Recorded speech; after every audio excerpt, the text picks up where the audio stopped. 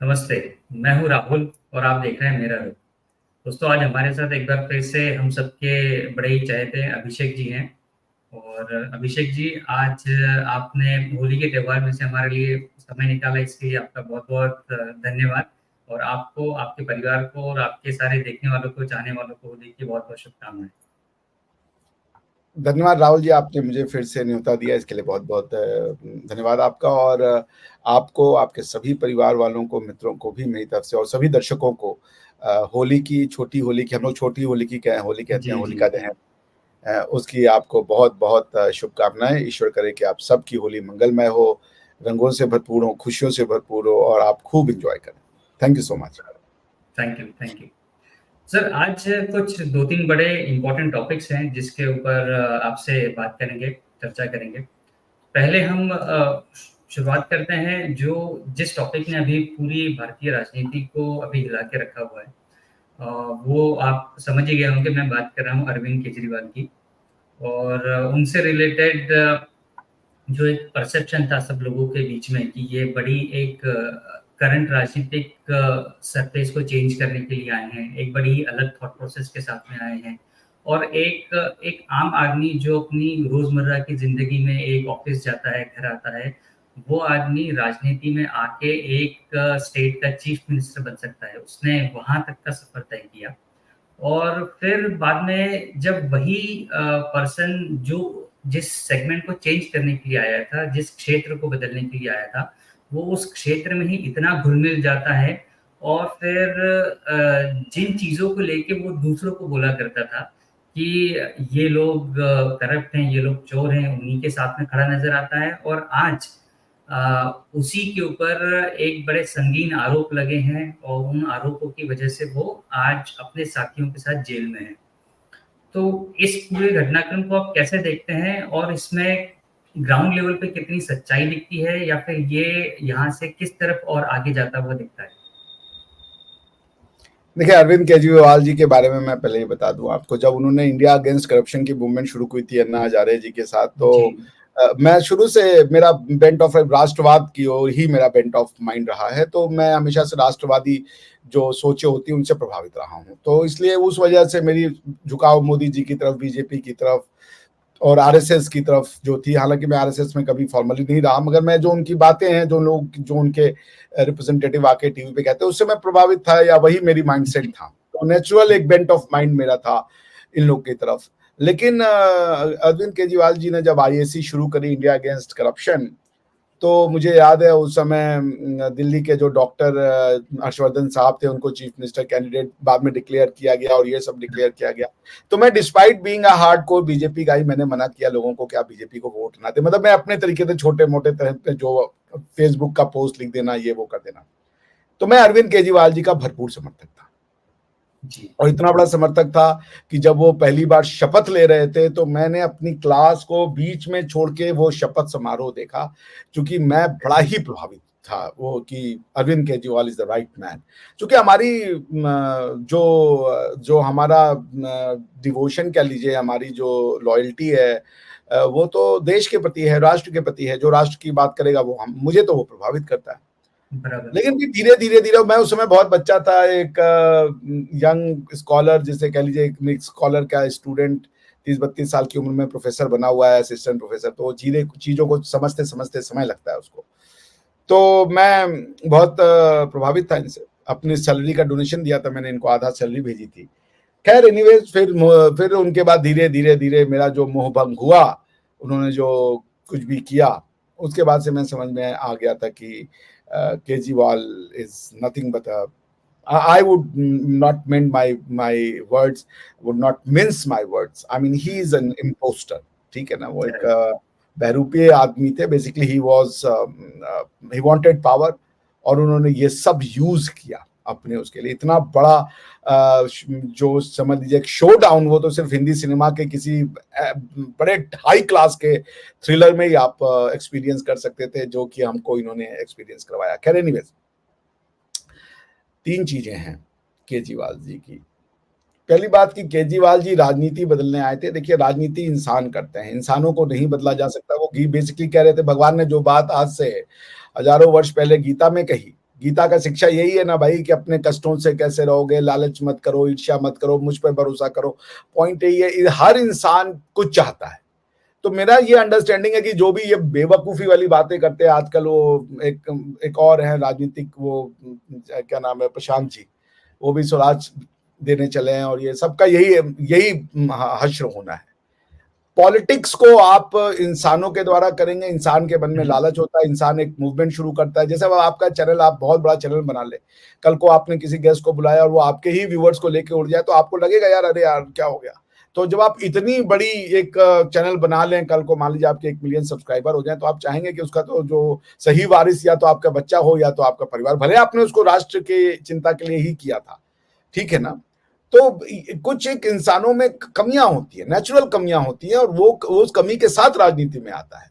हालांकि अगर वो एक आइडियोलॉजी से जुड़ा होता है तो वो उन कमियों को थोड़ा ज्यादा कंट्रोल कर लेता है। जैसे बीजेपी में शिवराज सिंह चौहान साहब को 10 साल या 15 साल के चीफ मिनिस्टरशिप के बाद हटा दिया।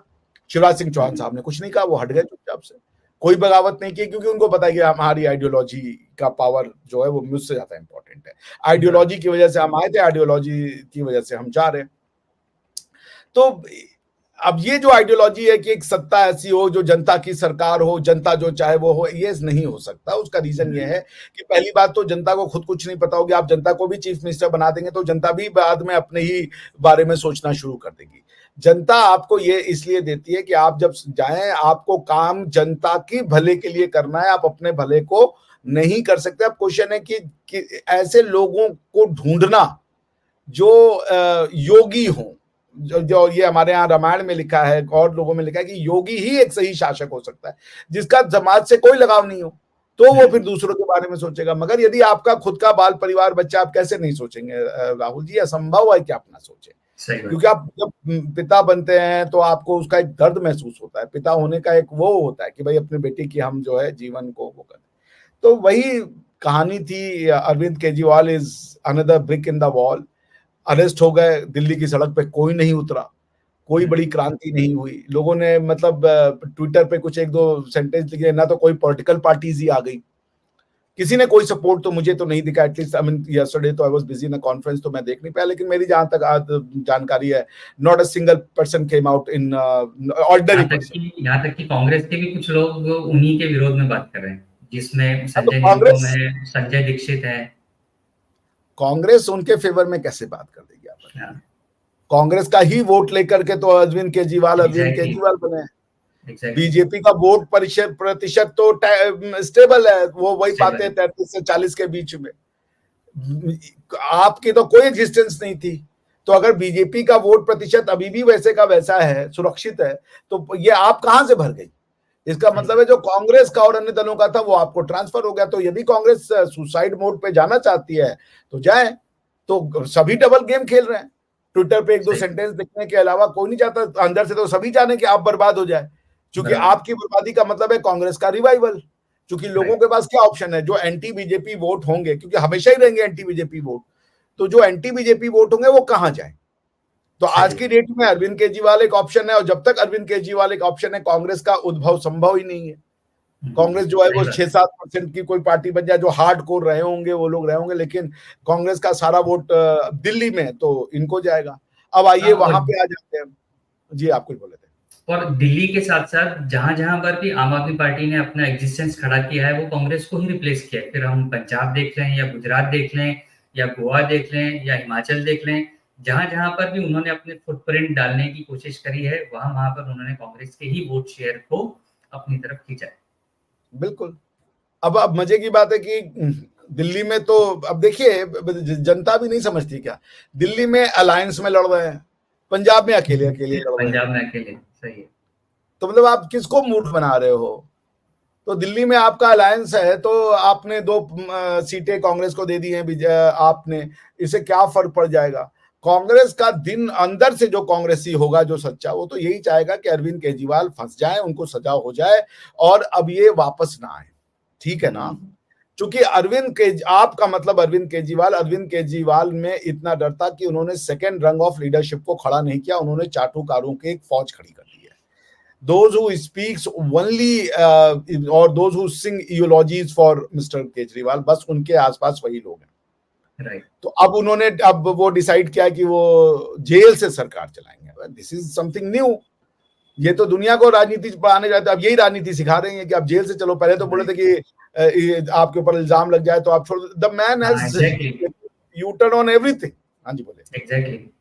और जिन जिन लोगों को इन्होंने कहा कि मेरे पास इनके खिलाफ आरोप है, आज वो उन्हीं के साथ में खड़े हुए हैं, फिर वो शरद पवार हो, सोनिया गांधी हो, मुलायम सिंह यादव हो, स्टालिन हो, और भी कई सारे। इन वो तो ये भी कहते थे कि सोनिया गांधी को पकड़ के जेल में डालो, इसके खिलाफ मेरे पास ये इतनी बड़ी फाइल है। तो आज वो फाइल कहाँ गई? शीला दीक्षित के लिए इन्होंने कहा था कि इनके घर में 16 एसी हैं, और जिस दिल्ली की जनता के पास में बिजली का बिल भरने के लिए, खाने के लिए पैसे नहीं है, उस राज्य की मुख्यमंत्री ऐसे घर में कैसे रह सकती है? और वही आज इनका घर देखें, जिसे शीश महल कहा जाता है, उनके घर में 40 से ज्यादा एसी हैं। अरे भाई, तो ये एक बार इन्होंने एक कहा था कि मैं कोई कार नहीं लूंगा, कोई सिक्योरिटी नहीं लूंगा, मैं मेरी ब्लू कलर की वैगनआर में घूमूंगा। आज इनके पास बड़ी बड़ी गाड़ियां हैं, सिक्योरिटी है। तो हर एक चीज जो इन्होंने कही थी, वो आज उस बात से मुकर चुके। मुकर गए। चलिए आइए अब दूसरे मुद्दे पे। दूसरा मुद्दा ये जो पूरा का पूरा एलिगेशन है, वो है क्या? बेसिकली मुझे जो अंडरस्टैंडिंग है कि जनता में से इनका सपोर्ट कम हो रहा था, इसलिए इनको फाइनेंशियल जो बुर्सेस होते हैं वो नहीं मिल रहे थे, सपोर्ट नहीं आ रहा था, चंदा उस लेवल का नहीं आ रहा था। और अरविंद केजरीवाल अति महत्वाकांक्षी हो रखे थे। उनको था कि हमें आपका जो दायरा है वो दिल्ली से बढ़ाना है, उसको और जगह भी ले जाना है। और उनको अप्रत्याशित सफलता जो मिली पंजाब में, उसको तो उनको वो उनके दिमाग से इतनी जल्दी तो जाएगी नहीं, क्योंकि पंजाब ने तो जादू कर दिया उनके साथ। एक जिसे कह लीजिए ऐतिहासिक उनको नंबर ऑफ सीट्स दे करके लोग पंजाब विधानसभा में। तो पॉइंट ये थी कि उनके पास पैसे नहीं थे अपने आप को एक्सपैंड करने के। गवर्नमेंट ऑफ पंजाब से कितना एक्सटॉर्ट कर लोगे, कितने ले लोगे आप? और अभी तो गवर्नमेंट आई ही थी नहीं। तो इससे पहले कि आप पैसे उगा पाते, आपको पंजाब से आपको कुछ चीजें चाहिए थी। अब क्या है, इनको चाहिए थे पैसे। इलेक्शन कई जगह सर पे थे, और एक्सपेंशन के लिए जो आपको पैसों की आवश्यकता थी वो आ नहीं रहे थे, लोग चंदा दे नहीं रहे थे। और कितना, और चूंकि जो फॉरेन कंट्रीब्यूशन है, एफसीआर आने या क्या एफसीएनए उसको कहते हैं, मेरे ख्याल से, मैं भूल रहा हूँ उसका नाम, उसको मोदी गवर्नमेंट ने काफी टाइट कर दिया था। यानी कि जो फॉरेन कंट्रीब्यूशन आता था किसी किसी प्रोजेक्ट के नाम पे, वो अब आप नहीं ले सकते थे, या लेंगे तो उसके स्ट्रिंजेंट कनेक्शन कर दिए गए थे, स्ट्रिंजेंट कंडीशंस कर दिए गए थे। तो I mean the financial resources were simply had dried out. तो उन्होंने एक being a trained financial officer, wife भी फाइनेंशियल ऑफिसर है, तो उन्होंने कहा कि गवर्नमेंट की इंस्ट्रूमेंटैलिटीज को यूज करते हुए पैसा कैसे बनाया जा सकता है। तो उन्होंने एक तरीका अपनाया कि गवर्नमेंट की इंस्ट्रूमेंटैलिटी करते हुए हमारे पास एक पावर है, एग्जीक्यूटिव पावर में पॉलिसी बनाने का। तो उन्होंने कहा कि भाई most of the government policies तो है, वो तो स्पेंडिंग होती है गवर्नमेंट की। अब आपको सर्व शिक्षा अभियान है, आपको मिड डे मील है, इसमें तो पैसा खर्च करना है, पैसा आएगा कैसे? ठीक है ना?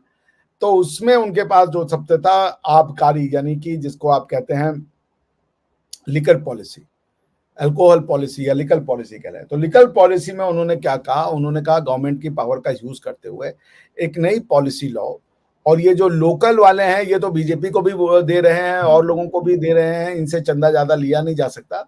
नए प्लेयर्स को उतरवाओ दिल्ली की मार्केट में।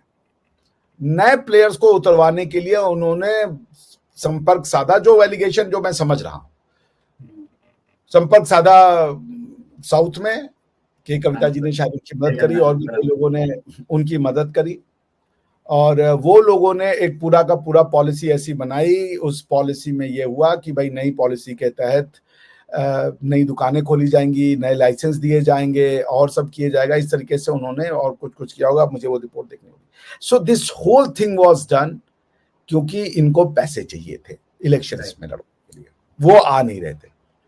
और आप इससे समझ लीजिए इनका गुस्सा कि इनका freedom of speech and expression का जरा थ्रेशोल्ड देखिए।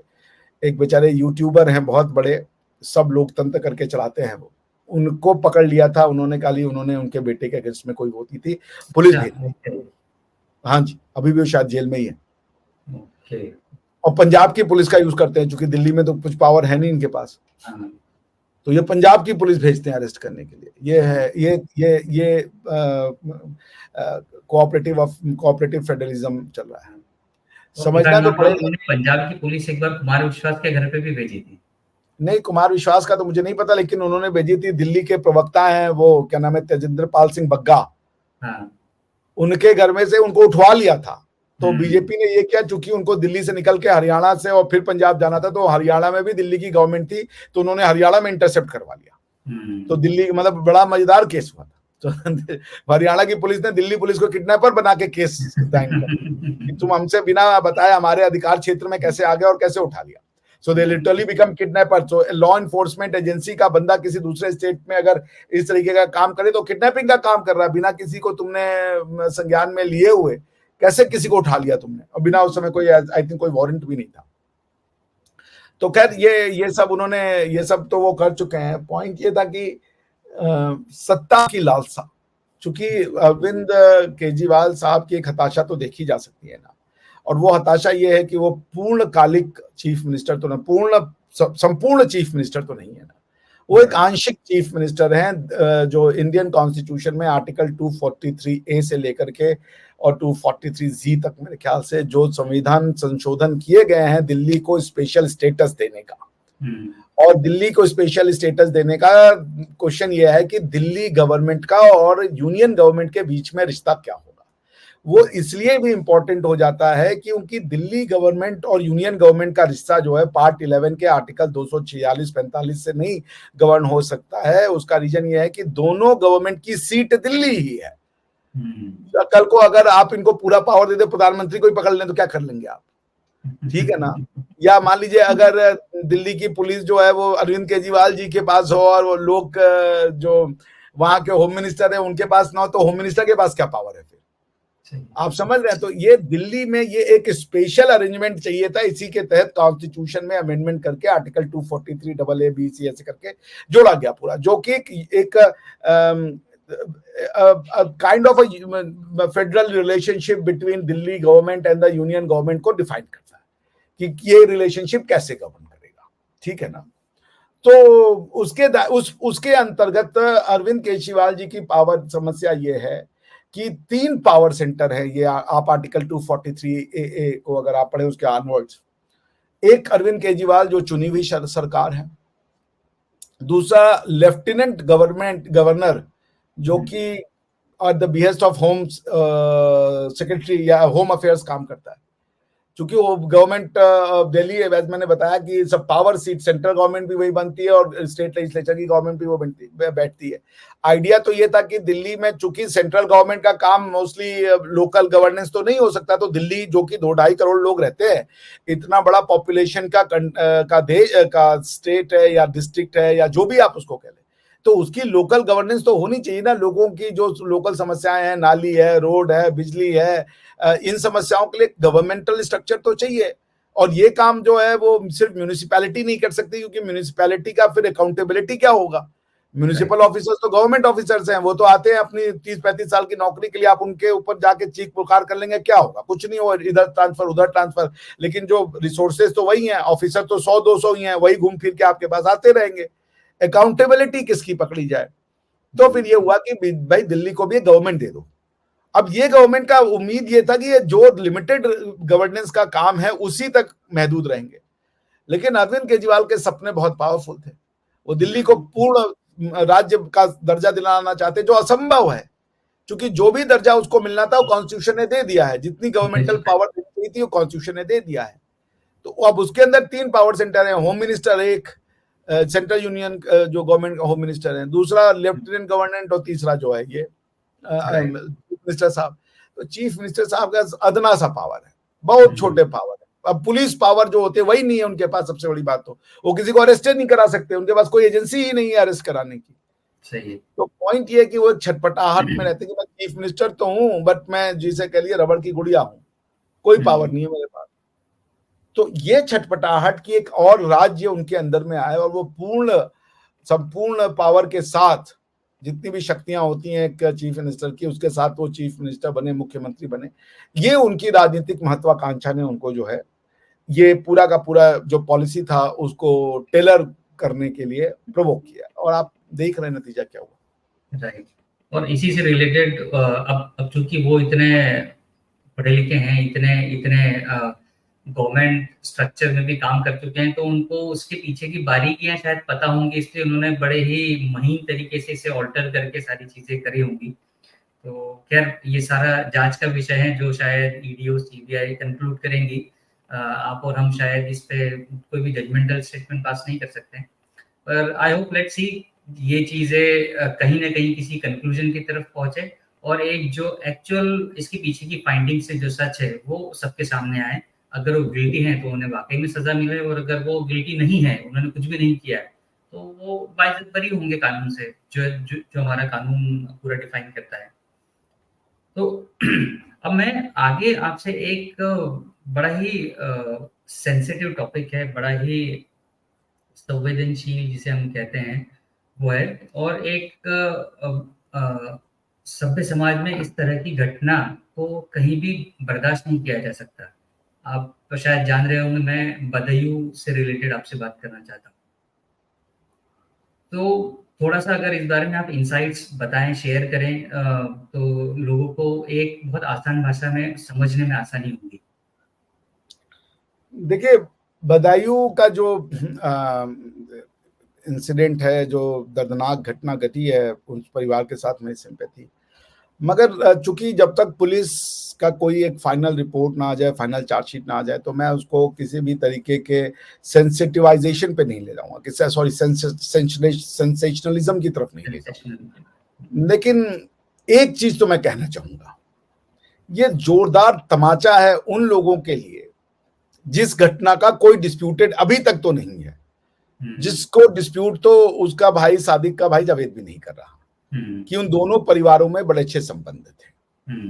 तो जो ये कहते हैं कि मुसलमानों को मकान नहीं मिलता, मुसलमानों के साथ दुर्व्यवहार किया जाता है, हिंदू समाज जो है वो मुसलमानों से नफरत करता है, ये तो इस थ्योरी को नल एंड वॉइड क्रिएट करती है। क्यों? क्योंकि जो फैक्ट है, और जिसको अभी तक तो कोई काउंटर नहीं किया, कि वो लड़का गया, उसने अपनी वाइफ के नाम पे पैसे मांगे, क्योंकि ये जो जिनके पुत्रों की हत्या हुई है, उन्होंने बोला खुद, उन्होंने कहा मैं दे देती हूँ। कौन दे? अगर ये हिंदू मुसलमान इतना होता तो कौन देता उनको 5,000 रुपए? कोई नहीं देता। और अपने घर पे बोला तबीयत खराब है, बोली बेटा बैठो, बेटा चाय, बेटा बोल रही हैं। और ये हमको सिखा रहे हैं। अभी मैं कुछ दिन पहले देख रहा था किसी यूट्यूब चैनल पे, अहमद पटेल साहब की बेटी को बुला करके कह रहे थे हमको तो मकान नहीं मिलता। पूरा पावर आपने ले लिया था, मोदी को और अमित शाह को जेल में भिजवा दिया था, और आपको मकान नहीं मिल रहा था। सही बात। ये इन लोगों का वो है, इनको आतंकवाद में रंग नहीं दिखता किसी मजहब का। सारी आप अगर पढ़िए चीजों को ना, तो आप कई बार कलप जाते हैं कि हम सच बोलें, तो ये सच बोलने भी नहीं देते आपको। स्कूलों में, कॉलेजेस में, हर जगह इनका कब्जा है, झूठ की पढ़ाई हो रही है। आप कलप जाते हो कि सच बोले, और ऐसी माइंडसेट बना दिया है कि आप सच बोलने जाएंगे तो आपको खा जाएंगे। सत्य के लिए भारत जीत, और ये जो सोच रहे हैं ना कि ये ज्यादा दिन चलेगा, ये सच सीना चीर के पार आएगा, क्योंकि सोशल मीडिया ने वो काम कर दिया जो ये सोच नहीं रहे थे। बराबर। तो खैर, अब उसमें मैं तो इसको ऐसे ही देखता हूं भाई। अब आप बताइए, इनके साथ ये घटना हो गई है, क्या ये ट्रस्ट कर पाएंगे? अब ये ना हो कोई एंगल, लेकिन क्या कोई ट्रस्ट करेगा? आप उस र्यूमर को जो समाज में फैलेगा, कैसे रोकेंगे आप? मैं तो भारत के उन लोगों से पूछना चाहता हूं जिन लोगों ने ये चूरन चटाया है हमें, गंगा जमुना तहजीब। क्या होता है गंगा जमुना तहजीब? जब तुम टू नेशन थ्योरी ने इस देश को तोड़ दिया, उसके बाद भी ये लोग इतने ज्यादा, ये जिसको कह लीजिए दे आर रास्कल्स, कि जिस थ्योरी को खत्म कर देना चाहिए था, इन्होंने उस थ्योरी का रूपरेखा बदला, उसको टू नेशन थ्योरी की जगह कह दिया गंगा जमुना तहजीब। टू नेशन थ्योरी और गंगा जमुना तहजीब क्या है? एक ही चीज है। टू नेशन थ्योरी कहता है हिंदू और मुसलमान दो अलग अलग कौमें हैं, यही बात कहता है टू गंगा जमुना तहजीब की, हिंदुओं की तहजीब गंगा की है, मुसलमानों की तहजीब जमुना की है। तो ये जो टू नेशन थ्योरी का वो है, क्या नाम है, गंगा जमुना तहजीब। क्या है गंगा जमुना तहजीब? गंगा जमुना तहजीब ये है कि हिंदू अलग है, मुसलमान अलग है। इस सोच ने इस देश का बंटवारा कर दिया। अभी भी ये सीखने को तैयार नहीं है। हिंदू लॉ मुस्लिम लॉ करके पढ़ाते हैं, और मुस्लिम लॉ में जो पढ़ाते हैं उसकी सच्चाई भी नहीं बताते हैं किताबों में। टू नेशन थ्योरी और गंगा जमुना तहजीब में क्या अंतर है भाई? जो कहता है मैंने टू नेशन थ्योरी को रिजेक्ट कर दिया, तो फिर तुम ये कैसे कह सकते हो कि हिंदू और मुसलमान दो अलग अलग कौमें हैं? उसका रिजेक्शन का मतलब है कि तुम ये मानते हो कि तुम हिंदू ही हो, यहाँ के मंदिर तुम्हारे हैं, यहाँ की ट्रेडिशन तुम्हारी है, होली तुम्हारी है, दीपावली तुम्हारी है, तुम कह रहे हो हम हिंदू नहीं है।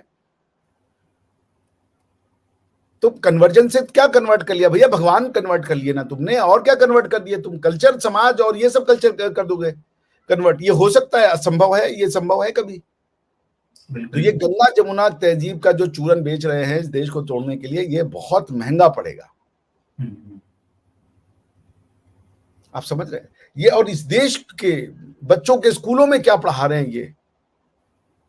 जर्मनी का कॉन्स्टिट्यूशन है कि मेरा ये मानना है कि ये स्कूल कॉलेजेस, ये जो प्राइवेट स्कूल कॉलेजेस है, गवर्नमेंट को बहुत स्ट्रिक्ट ये करना चाहिए, करिकुलम एक डिजाइन करना चाहिए, किताबें एक डिजाइन करनी चाहिए, कंट्रोल कर रहे हैं, वरना ये देश में ऐसी ऐसी मानसिकताएं जन्म लेंगी कि इनको आपको समेटना मुश्किल हो जाएगा।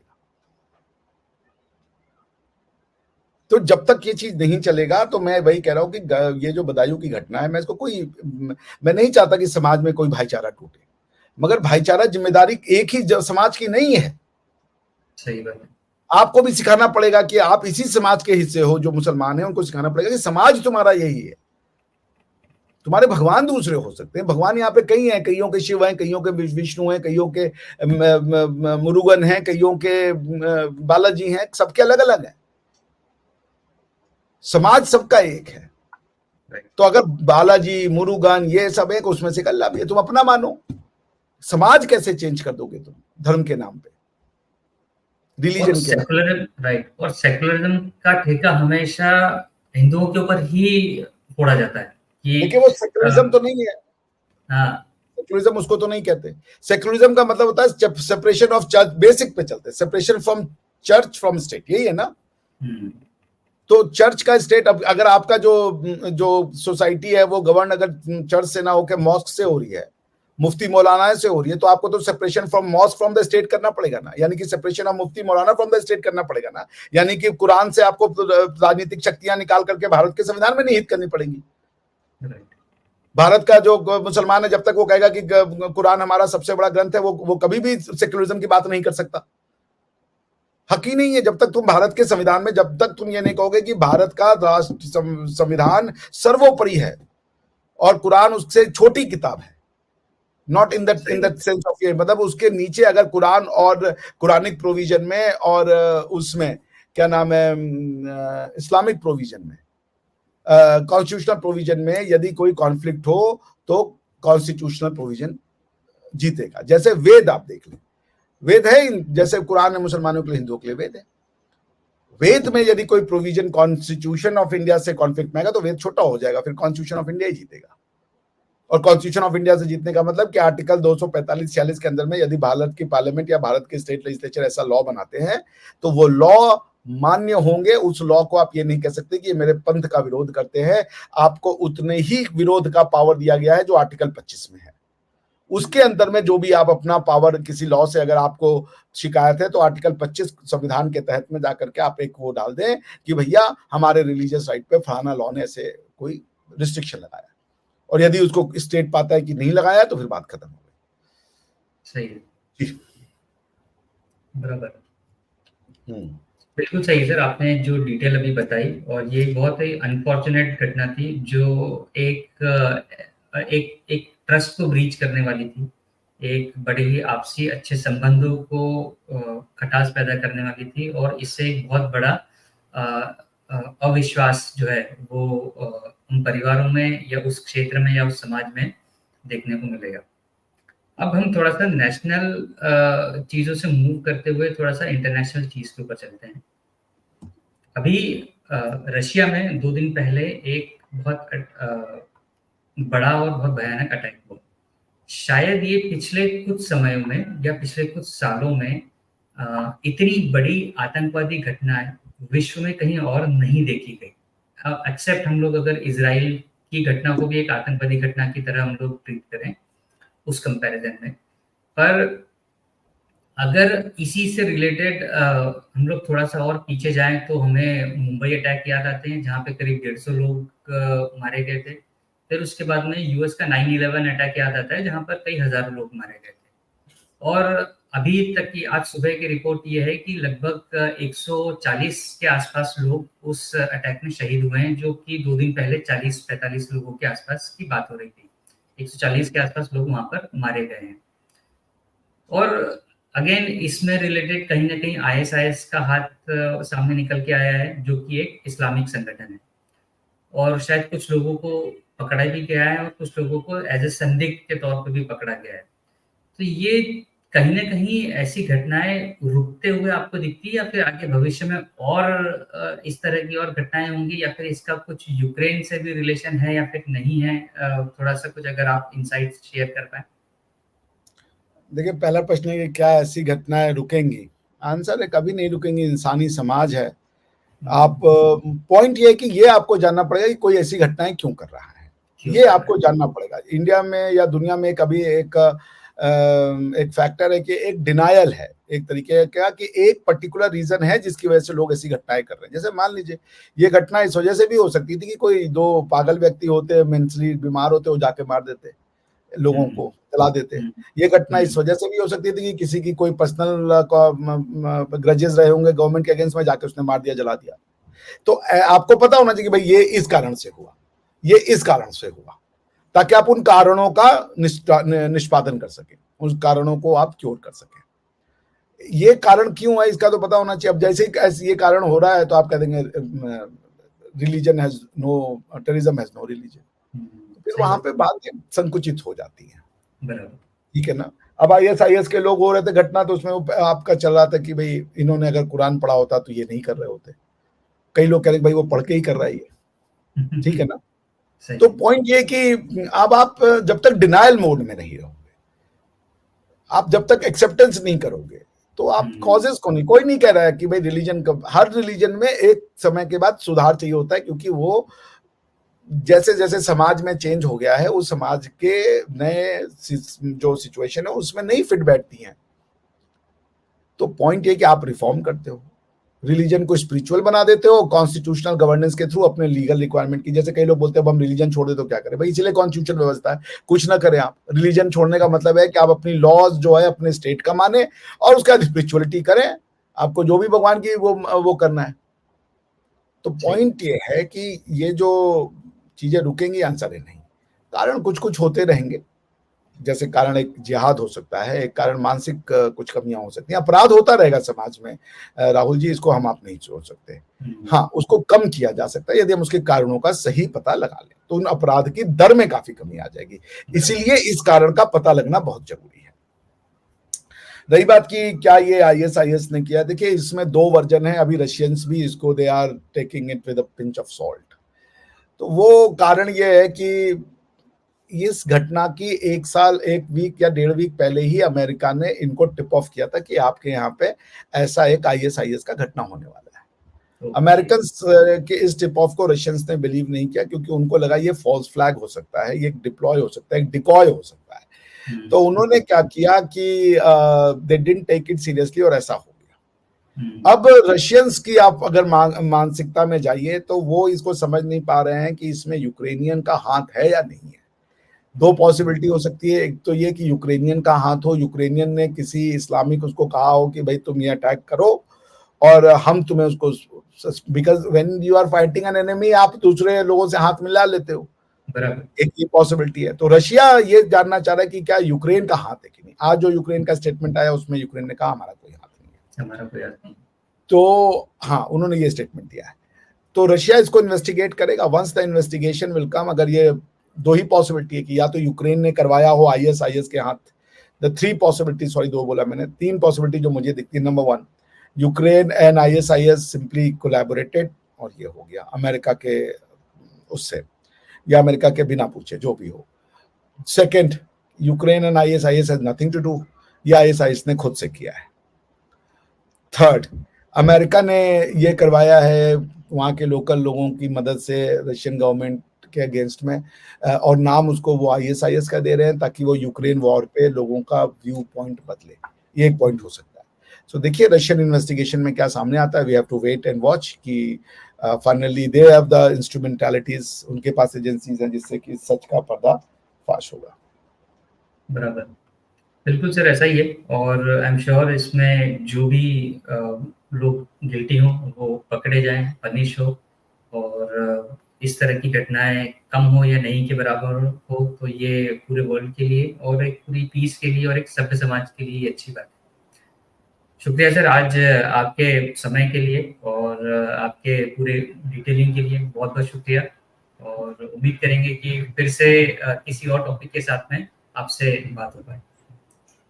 Thank ji you. जरूर, धन्यवाद, थैंक यू।